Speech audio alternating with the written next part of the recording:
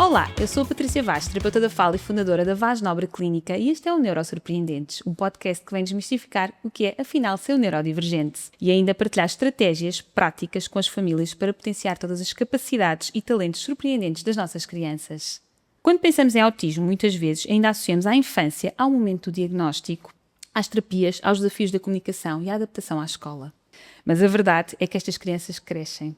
Tornam-se adolescentes, jovens, adultos e enfrentam novas etapas, cheios de desafios, mas também de conquistas, autonomia e identidade própria. A adolescência traz muitas mudanças físicas, emocionais e sociais. E mais tarde, a entrada na vida adulta levanta questões importantes como a inclusão, a independência, relação, trabalho e projeto de vida. Por isso, é fundamental ouvirmos quem acompanha de perto estas mudanças e estes desafios. Tenho comigo a Lígia Modesto, mãe do Francisco, um jovem adulto com perturbação do espectro do autismo. É também fundadora da Fundação Francisco Modesto, criada com o propósito de promover a inclusão e desenvolver respostas que apoiem pessoas autistas e as suas famílias ao longo de todas as etapas da vida. Hoje, a Lígia vem partilhar connosco a sua experiência enquanto mãe e o trabalho que desenvolveu diariamente nesta área. Bem-vinda, Lígia! Obrigada, Patrícia, obrigada pelo convite, obrigada a todos. Eu sou a mãe de Francisco. O Francisco tem 32 anos e é um autista profundo. Portanto, há uma vida inteira ao lado de acompanhar o crescimento de uma pessoa que é diferente. Portanto, foi muito jovem que nós detectámos que o Francisco era diferente. Não havia tanto acesso à informação que hoje é tudo mais fácil. Foi uma fase muito, muito difícil, mas conseguimos, em família, resolver entre nós, e hoje o Francisco é um homem feliz, e isso é o que importa para mim como mãe. Nós, como família, temos um filho diferente, mas feliz. Muito bem. Lígia, voltando assim atrás e já referiu a parte, como foi esse momento do diagnóstico? Quando é que surgiram os primeiros sinais? E o que é que levou a crer que podíamos estar perante um menino neurodivergente? Não foi muito fácil, porque eu vivo em Angola. Em Angola nós temos uma doença que toda a gente sabe, é a nossa gripe, é o paludismo. E o Francisco, como todas as crianças, andava ao colo, nas costas da Alice, e começou a ficar doente. E nós detectámos realmente que ele tinha paludismo, e por volta dos 2 anos e meio o pediatra disse: porque é que ele não vai para Lisboa, está lá melhor do que aqui, não está com estas coisas todas de andar ao colo da Alice, e está doente, e ele veio para a escolinha da Tia Ló. Nós morámos ali em Cascais, ele veio para a escolinha da Tia Ló. Excelente, nada diria que o Francisco seria diferente. Sim. E passado 2 meses dele estar na escolinha da Tia Ló, a tia Natália liga-me a dizer que o Francisco tinha regredido na fala. E eu vim a Portugal, mas não sei porquê, coisa de mãe, feeling, achei que não era um terapeuta da fala e estava na moda o Dr. Pedro Stress. Então fui à consulta com o Francisco e ele disse que o Francisco sofria dos filhos dos diplomatas. O corte da família tinha feito ele recuar na sua fala. E começámos a estar aquele ano a seguir lá na escolinha norueguesa, aqui na escolinha da Tia Ló, e foi o pior ano das nossas vidas. O Francisco foi regredindo. Entretanto, o Pedro Cabral também começa a dar consultas, eu levo o Francisco à consulta, passámos por várias coisas, até que um dos médicos disse que ele era surdo. Para mim foi uma maravilha, tinha um rótulo, mas ele não era surdo. Claro. E rapidamente percebemos que não era, mas diagnóstico não houve. O Francisco, nesta altura, já tem 3 anos e meio. Não houve diagnóstico. Havia um centro de uma terapia no Alto da Barra, da Sofia Sacalarides, e eu entendi por bem que o Francisco, mesmo sem diagnóstico, tinha que estar a ser acompanhado. Terapeuta da fala, terapeuta ocupacional, psicóloga, portanto, mesmo sem termos um diagnóstico. Nós, em família, resolvemos muito bem a situação de Francisco. Não havia diagnóstico, mas o Francisco era diferente, isso nós não tínhamos dúvidas. E então fomos avançando com terapias até um dia abrir o CADIM. O Francisco já tinha 9 anos, isso para perceber que durante 9 anos nós não tivemos um diagnóstico. Nós tínhamos uma diferença, mas não sabíamos o que era. Ok? sempre na escola normal, da escolinha de Tialó foi para a escolinha do Largo e, portanto, o Francisco completamente inserido, sem falar, porque ele gradualmente ficou não verbal. Com o Cadim, veio o Miguel Palha e veio um diagnóstico autista profundo, com uma esperança, e a saber ler e escrever. Aí eu penso que todos nós em família achámos que era impossível, eu não falava, Claro. mas não foi impossível. Com a terapia ele fala até hoje pelos cotovelos, portanto é possível sim, muito trabalho, muita família, muita escola. Acho que a escolinha do Arco foi fundamental. A escola aliou-se com a família para nós detectarmos o que é que seria. Claro, E portanto, dentro da discriminação, o Francisco foi muito, muito bem aceito. Começou por ser aceito por nós e isso fez toda a diferença no crescimento e na inserção do Francisco em todos os meios por onde o Francisco passou. Depois, o Miguel Palha entendeu por bem que o Francisco tinha que estar connosco. E, portanto, a evolução do Francisco não dependia só da escola nem da terapia, dependia da família. Claro. Mas Angola não tinha ensino especial e educação especial, não é ensino especial. Estamos agora a fazer 20 anos, o ano letivo 2006-2007, nós abrimos a educação especial na escola portuguesa, com o Francisco, sem nenhum professor de educação especial. Ninguém sabia o que era, nem nós.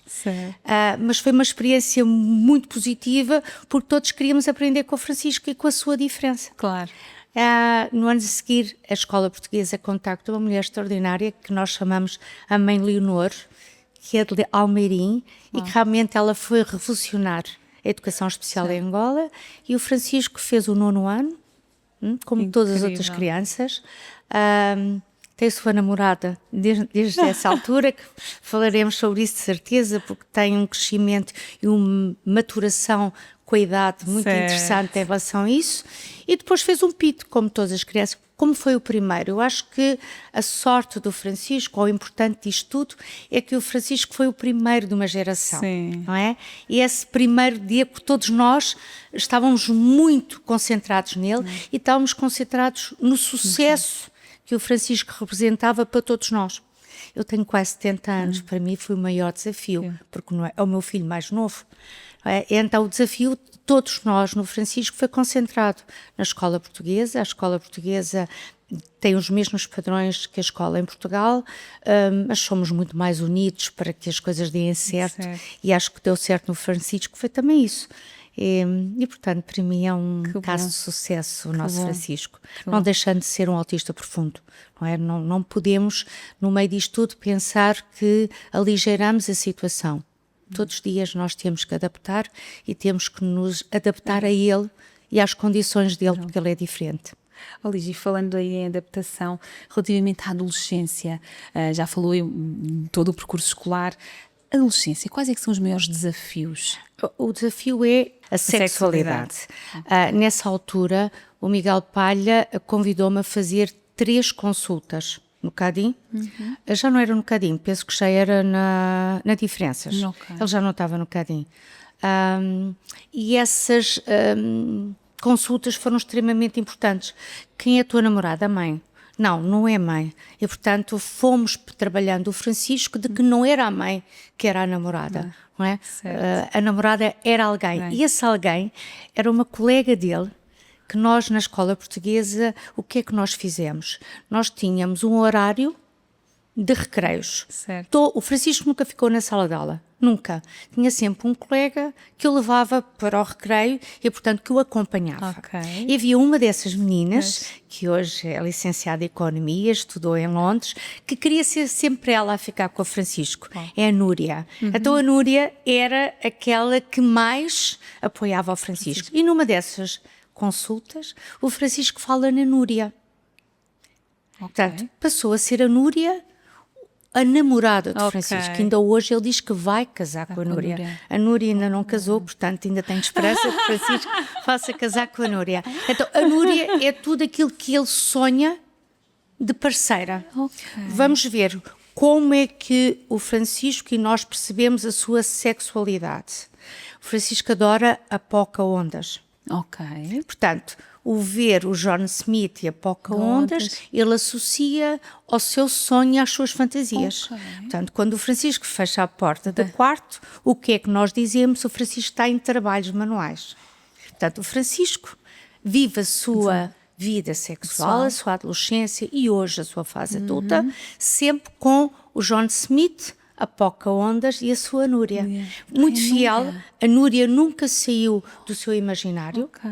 E ele, dia 14 de fevereiro, quer sempre levar a Núria a jantar, porque é o dia dos namorados. Uau. Portanto, conseguiu conciliar muito bem, mas eu acho que passou muito por essas consultas de sexualidade que o Miguel Palha nos designou para fazer, claro. e que foi extremamente importante. Ele percebeu que havia algo, ele descobriu por ele, e descobriu de uma forma muito tranquila. Portanto, hoje tem dias com o calor, e nós vivemos em África, em que realmente a Pocahontas e o John Smith passam muitas vezes na minha casa. Portanto, é um desafio, mas temos que os preparar, especialmente quando são autistas profundos, para esta passagem da sua adolescência para a fase adulta.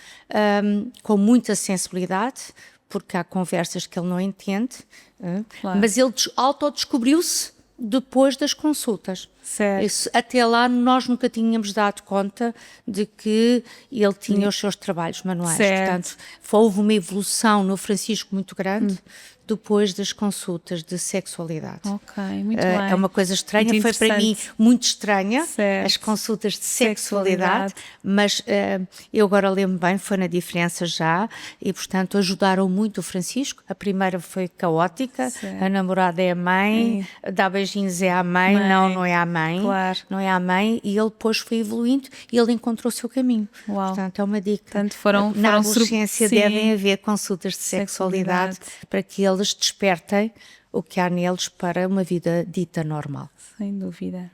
Muito interessante. Obrigada pela muito partilha, Lígia. sim. E relativamente aqui a questões da autonomia, autonomia pessoal, social, como tomar decisões, a nível da autonomia, como é que o Francisco... O Francisco é, como disse, autista profundo. Portanto, autonomias, as decisões não é difícil que ele tome decisões. Ele hoje é maior acompanhado, que eu acho que é uma coisa importante. Quem tem filhos diferentes, ter também essa ideia de que chega a uma determinada altura, portanto, depois dos 18 anos, que nós devemos pensar como fazer e como gerir a vida destas pessoas que são diferentes. Depois dos 18 anos, eu tratei de um processo de maior acompanhado. O Francisco não pode tomar decisões que tenham a ver nem com dinheiro, nem com casamento, nem com compra, nem com venda, nada disso está entregue ao tribunal e um conselho de família. Eu penso que é importante também haver esta perspectiva de que depois dos 18 anos,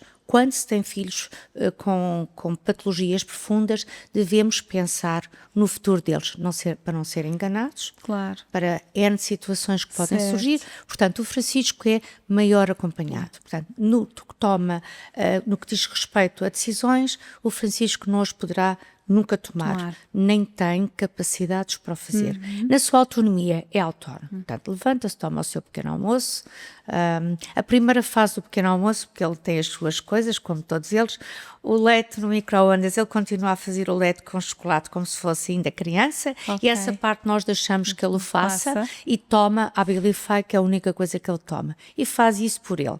Depois, a seguir, ele tem que comer uma torrada, um danoninho.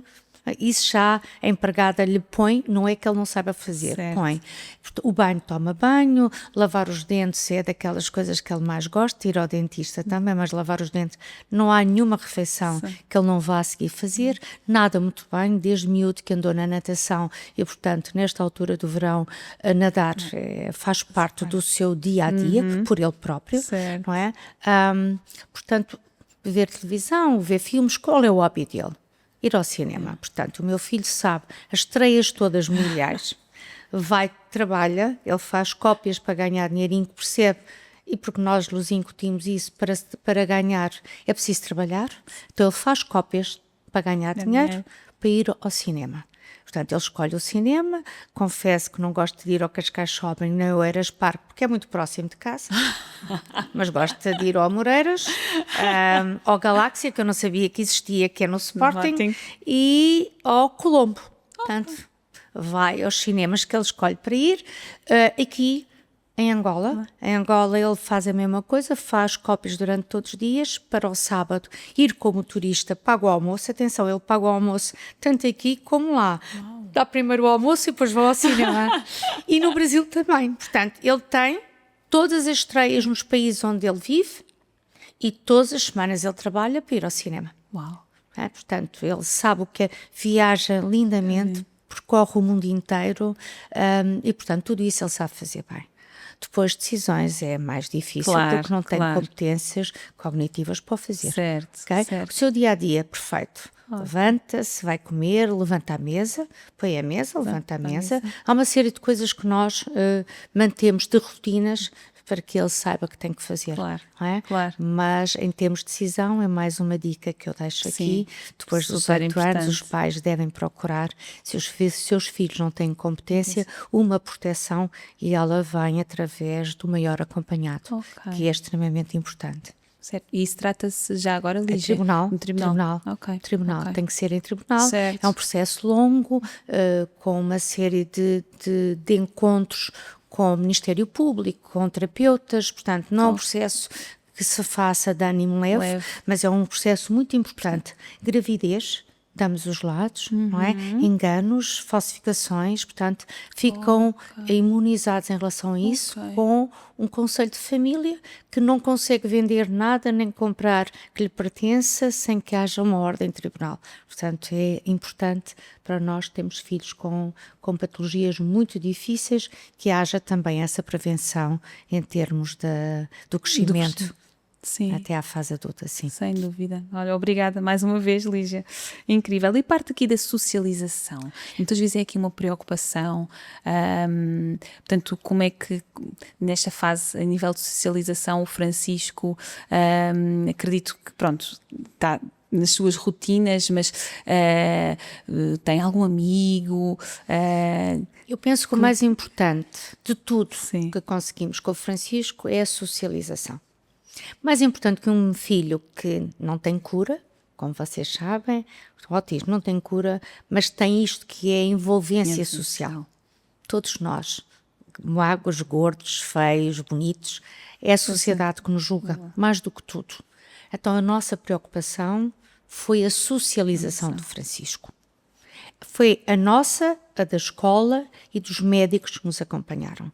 Se o Francisco for aceito socialmente, e começou connosco em casa, com ele na escola, e toda a gente aceita o Francisco. O Francisco tem amigos, o Francisco sai, o Francisco, como eu disse, viaja, portanto tem uma vida normal. Se chegasse aqui, a primeira coisa que perguntava é: como é que te chamas? Eu sou o Francisco Lelis. Portanto, ele apresenta-se logo e quer saber quem são as pessoas. E porque trata as pessoas pelo nome. Não é?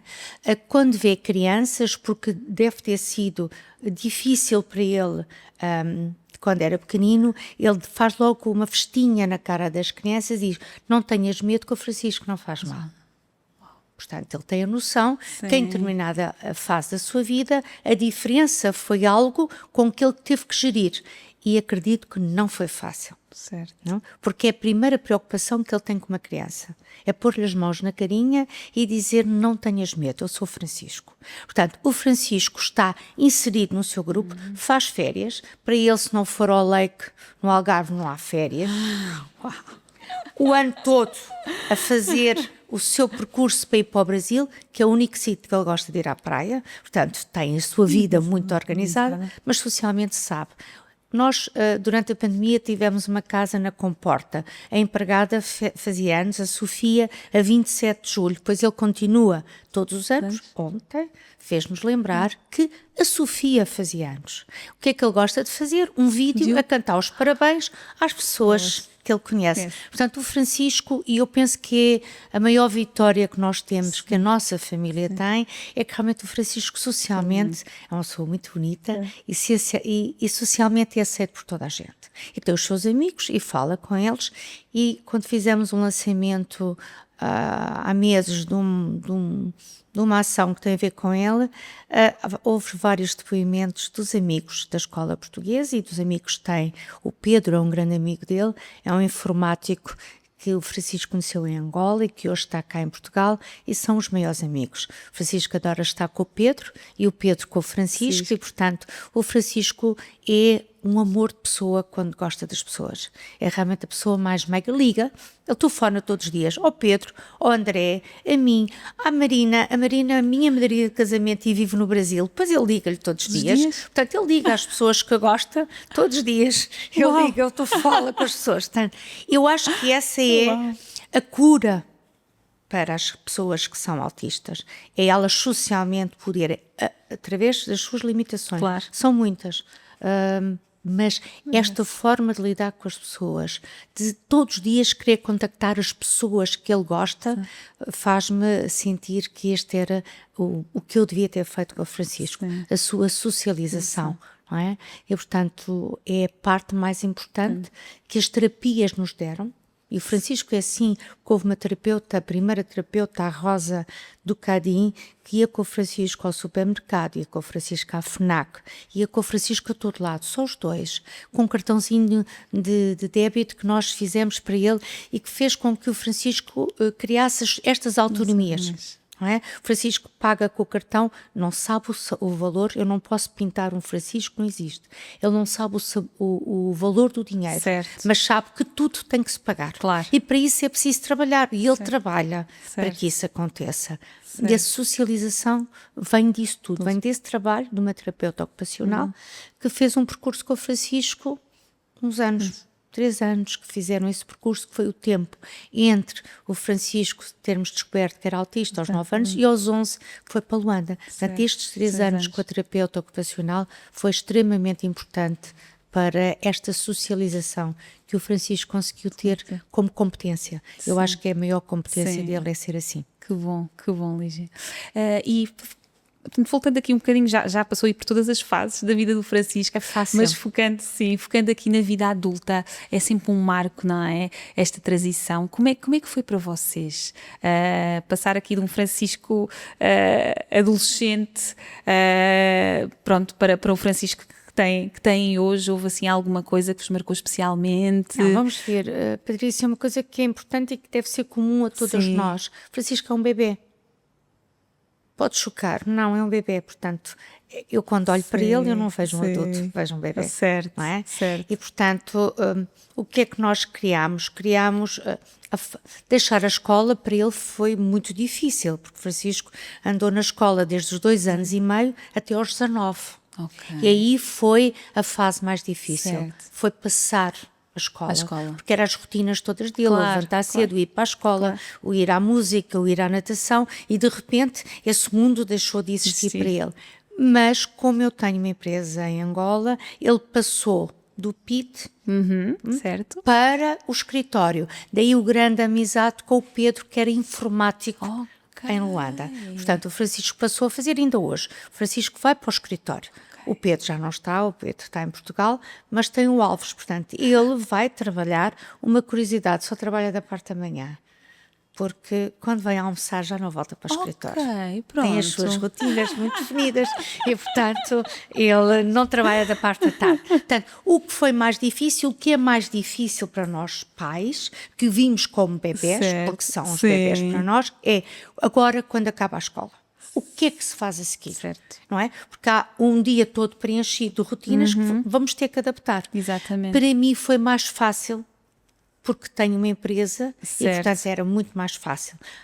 Eu sei que é muito difícil para os outros pais, porque eu recebo, em alguns negócios que tenho em Angola, algumas crianças para trabalhar connosco. É a fase mais difícil. Certo, porque pós-escola, não é? Pois pós-escola, não é? Pós a escola, aqueles que não têm competências como o Francisco, é muito mais difícil. Como o Pito foi direcionado para a parte administrativa, ele inseriu-se muito bem na parte informática da empresa, a fazer as coisas mais simples possíveis, ao ponto de ir tirar fotocópias, mas vais fazer arquivo, são coisas muito simples, mas ele fala da parte da manhã. Depois vai-se despedir. Uma curiosidade, a empresa é muito grande, tem mais de 300 funcionários. O Francisco entra comigo... Conhece toda a gente? Sim, cumprimenta todas as pessoas, cumprimenta todos. Na parte por onde ele passa, não vai às outros. Sim. A empresa é muito grande, é só na área onde ele trabalha, quando entra fala e quando vai embora cumprimenta todas as pessoas. Mas não vai ao meu gabinete. Ele sabe que eu lá sou a autoridade. Ok. E portanto ele vai comigo e quando chega à porta já não fala comigo.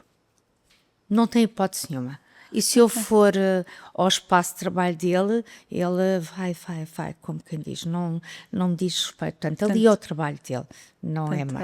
Ali não Agora, é mãe. esta parte para nós pais também é muito difícil, porque criar novas rotinas neles é difícil e sair da escola, que são tantos anos. Foram 17 anos na escola e, portanto, é muito ano ele a fazer as mesmas coisas. Não foi fácil, mas fomos adaptando as pessoas também à forma dele e hoje ele trabalha normalmente, agora está de férias e disse que só voltava assim de setembro, portanto para ele é férias, vir a Portugal está de férias. Está de férias, portanto, mas foi a parte mais difícil. Nós temos que adaptar muita coisa e eu acredito que os pais que não tenham esta flexibilidade de poder ter um filho diferente dentro do trabalho, que seja muito mais doloroso, porque nem todas as pessoas estão abertas a que tenham pessoas com esta incapacidade junto de nós. Certo. Lígia, aqui no 30º aniversário do Francisco, criou a Fundação Francisco Modesto. Pode falar-nos um pouco desta fundação? Esta fundação está muito focada para os pais. O que é que eu, que venho de uma geração diferente, em que esta doença não era uma doença que fosse como hoje, hoje toda a gente fala, na altura não, era um papão, e eu percebi que a coisa mais difícil foi a sensibilização dos pais. E como é que nós arranjamos pessoas para tratar dos nossos filhos.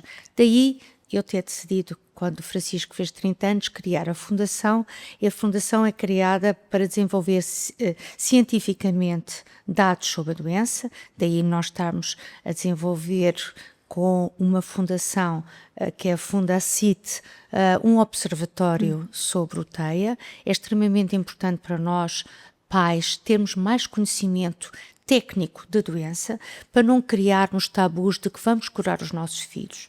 Nós não vamos conseguir curá-los, vamos conseguir dar-lhe uma boa vida, socializá-los e consciencializar os pais. Então esta fundação vem muito para trabalhar pais e escola.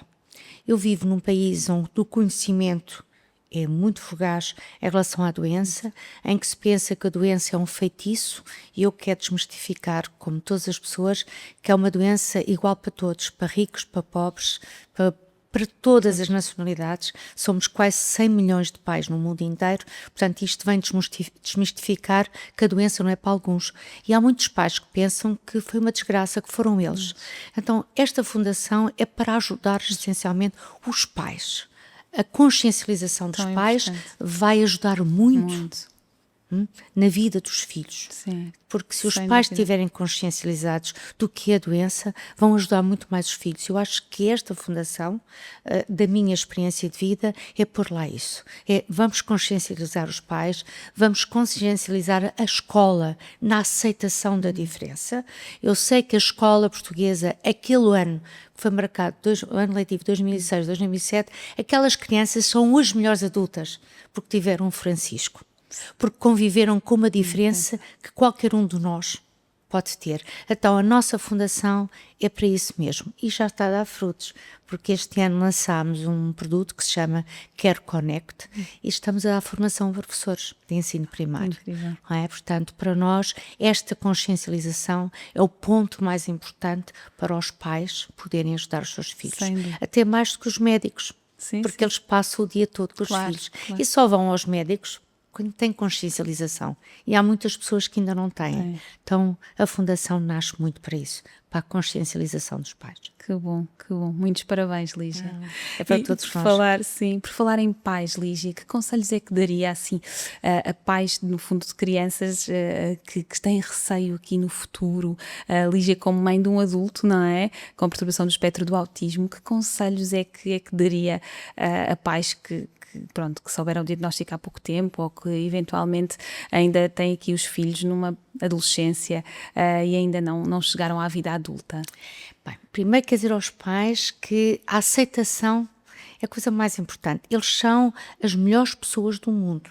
A sensibilidade de ter um filho diferente é muito diferente, eu posso dizer isso porque tenho um filho dito normal, com 50 anos, portanto tenho uma longa experiência de bem. E o Francisco, o que ele me dá em troca, o que estes filhos nos dão, é sermos melhores pessoas, é sermos muito mais sensíveis para os problemas dos outros. Há tanta coisa que um filho com uma patologia como o autismo nos ensina. Ensina a ver o mundo de forma diferente. O que eu peço aos pais é que façam o seu próprio luto. Que percebam que não é nenhuma fatalidade, que tem ali uma pérola em casa que os vai ajudar pela vida fora. É verdade, é preciso dar muito de nós, mas nós recebemos muito. Portanto, se nós conseguimos fazer esse luto dentro de nós, nós conseguimos crescer como pais desses filhos diferentes, harmonizando os outros irmãos, porque é preciso haver muita harmonia. Começa logo dentro de casa a haver uma propensão diferente para a harmonia quando temos um filho diferente, porque temos que adequar tudo. Claro. Então, a nossa vida passa a ser diferente. E esses pais vão perceber com o crescimento o que eles vão aprender. Se os pais fizerem disso uma fatalidade, não conseguem viver, não conseguem ser felizes, mas não se conseguem dar a estas crianças. Estas crianças precisam muito de nós. E precisam, como eu digo, Francisco é um adulto, mas para mim é um bebê. Porque eu olho para ele e não precisa que lhe mude a fralda, não precisa que lhe dê de comer. Não, mas olha para mim com a ternura de um bebê. Portanto, o olhar destas crianças para nós, mães e pais, fazem-nos fazer e sentir que nós somos sempre necessários, o que não acontece com os outros filhos. Certo. É uma vantagem, as pessoas não pensam nisso, mas hoje é uma vantagem que eu tenho. Eu hoje disse, eu vou ser sempre a mãe de um bebê, porque eu olho para ele com a ternura de quando ele nasceu. Porque ele vai precisar sempre de mim, mas eu preciso sempre dele. Portanto, os pais, se pensarem nisso, não vão envelhecer. Eu tenho 70 anos, não vou ser velha de certeza, porque eu tenho um bebê lá em casa. Portanto, os pais, o que precisam? Fazer o seu luto com eles próprios. Estes filhos vêm-nos trazer muito mais do que a gente possa imaginar. Temos de dar mais, mas recebemos também mais. E vão ter um filho toda a vida, não é? Não há separação de um filho que tem esta patologia. Portanto, é acreditar que o amor que os pais têm por eles vão fazer deles crianças diferentes, mas vão receber muito mais do que possam imaginar. Portanto, não tenham dor. Eu aprendi que dor é amor, é muito mais amor que aquilo que as pessoas imaginam. Não ficam deprimidos porque eles bebem essa depressão. Não vivam a vida naturalmente porque eles vão se encaixando connosco. Há 2 anos nós fizemos uma viagem 25 horas em voo. Ele fez 25 horas connosco. Portanto, eles vão se adaptando mais do que as pessoas imaginam. É preciso sentir amor. Porque se eles sentirem em casa que são rejeitados ou que são mal amados, eles nunca vão ser aceitos na sociedade, nem na escola, nem nada nenhum. Claro. Portanto, os pais têm o papel principal nesta cura. O Matias Damasio, que tem um filho como eu, adulto, autista, nível 2, fez uma canção em que a certa altura diz: cuidar é curar com amor. Então os pais têm que ter essa noção, que a forma como cuidam os filhos estão a curá-los com o seu amor. Lígia, estamos aqui a falar de um contexto, portanto, muito específico e também privilegiado, e eu gostava que a Lígia me dissesse qual é que é a sua experiência e, portanto, o contexto de ter uma criança autista em Angola. Pois, como eu já tinha dito, o Francisco regressa a Luanda depois do diagnóstico do autismo. O autismo profundo, como ele é. E uma sociedade em Angola, portanto, num contexto africano em que há culturalmente muitas diferenças entre nós, foi muito mais difícil. A grande maioria dos pais em Angola acha que ser autista ou ser diferente é um feitiço. Vem das suas crenças, vem de uma série de religiões, porque somos multirreligiosos em Angola e, portanto, muita fome também, portanto nós temos uma realidade muito difícil e, portanto, as pessoas com menos possibilidades de ter um filho diferente têm um peso muitíssimo grande e a fuga da religião ou da cultura leva a que ainda hoje, em pleno século XXI, há pais que matam os próprios filhos. E, regra geral, o pai deixa a mãe, porque não aceita ter um filho diferente. Portanto, há mais dificuldade nas terapias, não há acesso, porque são todas muito caras e, a regra geral, são praticadas por brasileiros que têm um grande conhecimento e há uma relação muitíssimo grande. Está aqui um triângulo entre Portugal, Angola e Brasil. São 3 povos que falam a mesma língua e que têm muita coisa em comum e, portanto, fazem um grande intercâmbio. Sim. E brasileiros são os que dão terapias em Angola, a grande maioria. E, portanto, enfrenta-se muita dificuldade. O criar há 20 anos a educação especial em Angola foi um grande passo, porque a escola portuguesa está aberta a todos, a grande maioria dos alunos são angolanos, ou são luso-angolanos, como eu sou luso-angolana, e, portanto, estas dificuldades foram-se diluindo com a escola portuguesa, porque tem uma professora de educação especial, tem uma terapeuta ocupacional, tem terapeuta da fala, tem psicólogo, tem um departamento muitíssimo grande. Eu recordo aqui que quando o Francisco saiu, ficaram 60 crianças em educação especial, portanto, de um passámos para 60, hoje são muitas, e eu agora com a Care Connect, foi para isso mesmo que eu decidi avançar para a área da escola, porque como há muita dificuldade financeira nas famílias mais carenciadas, e nós, relembro, somos uma população de 37 milhões de habitantes em crescendo, e, portanto, a diferença destas crianças começa a ser notória, começamos a ser muitos, claro, há 20 anos claro, não se falava, hoje fala-se muito, as redes sociais vieram trazer também isso, há muita gente em Angola a falar, há muitas pessoas como eu que têm filhos diferentes e que estamos a assumir a diferença dos nossos filhos em prol do movimento das famílias, porque é importante consciencializar as famílias que depois da escola há um caminho que tem que seguir, que não é fácil, nem todas as empresas estão abertas a receber estas crianças e, portanto, temos que as inserir. A nossa realidade é capaz de ser diferente da portuguesa. Porquê? Porque há uma interajuda entre nós e, portanto, as empresas, os amigos vão abrindo espaço para estas crianças. Eu própria tenho uma cadeia de pastelarias, padarias, e tenho crianças que estão nas padarias a ajudar, mas a dificuldade financeira leva para as famílias, para os pais, uma maior responsabilidade. Portanto, os pais têm que encontrar um caminho, não digo que é um caminho fácil, mas também nada na vida é fácil. Claro. Temos que arranjar formas para os inserir, e lá, pior do que aqui, por ser um país tão grande e com tantas dificuldades, não há acesso a terapias, tem que ser a família. E eu vou-vos dizer uma coisa que pode vos chocar, porque isto é uma clínica. Uma ação seguida 1000 vezes em casa é uma rotina de uma terapia. Um exemplo, lavar os dentes.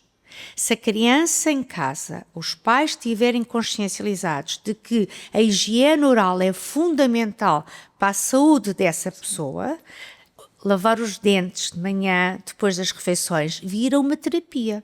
E as pessoas às vezes esquecem-se que isso pode ser o princípio do clique para aquilo que estas crianças necessitam. Então, se a escola e a família estiverem consciencializados, podem superar muitas coisas que muitas vezes só na terapia conseguem ter. Portanto, uma ação multiplicada N vezes. Vou dar um exemplo. Primeira ação da professora Leonor com o Francisco. Um calendário feito de cartolina vermelha com felpe, que tinha um na escola e outro em casa. O Francisco, quando acordava, punha o dia da semana e o dia do mês. Quando chegava à escola, punha o dia da semana e o dia do mês. Durante meses, o Francisco hoje, se lhe perguntarem que dia é dia 29 de julho de 2038, ele vai lhe dizer o dia da semana que é. Portanto, são coisas muito simples, mas que nós, pais, podemos fazer em casa, articulado com as terapias e com a escola. Então, a maior terapia é a família em casa. porque aí repete 1000 vezes, milhões de vezes uma tarefa e vai conseguir memorizar essa tarefa, porque eles memorizam e levam até ao fim aquilo que conseguem fazer bem. Portanto, este contexto é que nós estamos a passar para as escolas em Angola, escolas primárias. Nós só estamos a atuar nas escolas primárias, ainda no obrigatório pré-primária. Quando for, iremos também para a pré-primária, porque podemos ajudar milhões de pessoas em Angola se nós repetirmos tarefas que sejam essenciais para essas crianças, sem ter que despender dinheiro em terapias que lá são muito mais difíceis e não há tanto acesso como nós temos aqui. Portanto, o que eu digo aos pais é que este movimento pais, no conhecimento daquilo que é essencial para o desenvolvimento destas crianças, nós podemos fazer em casa e a escola sem poder despender tanto dinheiro que muitas vezes as pessoas não têm para fazer. E lá é mais fácil na parte adulta, porque aumenta ter ajuda. Todos têm o seu, lá diz business, portanto lá toda a gente tem um negócio. Então acabam por depois conseguir inserir. Claro que os profundos estão em casa, amarrados a cadeiras, a camas, em situações deploráveis que ninguém possa imaginar, não se imagina, porque a miséria faz muito isso. Mas vão todos para a escola. A escola em Angola é uma coisa muito bonita. Vão todos de batinha, todos para a escola. Então, consciencializando os professores, estamos a ajudar a fazer terapias a essas crianças com tantas dificuldades. Muito obrigada, Lígia, por esta partilha tão genuína e tão importante para tantas famílias que nos estão a ouvir. Acredito mesmo que estes testemunhos reais, como este, ajudam a desconstruir ideias pré-concebidas e a perceber que cada criança e cada jovem é muito mais do que um diagnóstico, e com as ferramentas certas se podem desenvolver e tornar adultos surpreendentes. Patrícia, eu acho que é importantíssimo para todos, especialmente para uma clínica como a vossa, consciencialização aos pais. Então, o que eu deixo, agradeço-vos do coração, poder estar aqui, partilhar a experiência do Francisco, são 32 anos é a vida de muitas pessoas, mas o amor é aquilo que eu deixo de palavra para todos vocês, para vocês que dão as terapias, para os pais que com amor têm que curar estes filhos o resto da vida. Portanto, obrigada eu. Muito obrigada. Muito obrigada, Lígia. Voltemos em breve com novas conversas, novas histórias e novas ferramentas para apoiar as famílias no desenvolvimento dos seus filhos. Até lá, relembro que estamos sempre disponíveis para vos ouvir, aconselhar e acompanhar aqui na Vaz Nobra Clínica de Belas ou na Póvoa de Santa Adrião. Até breve!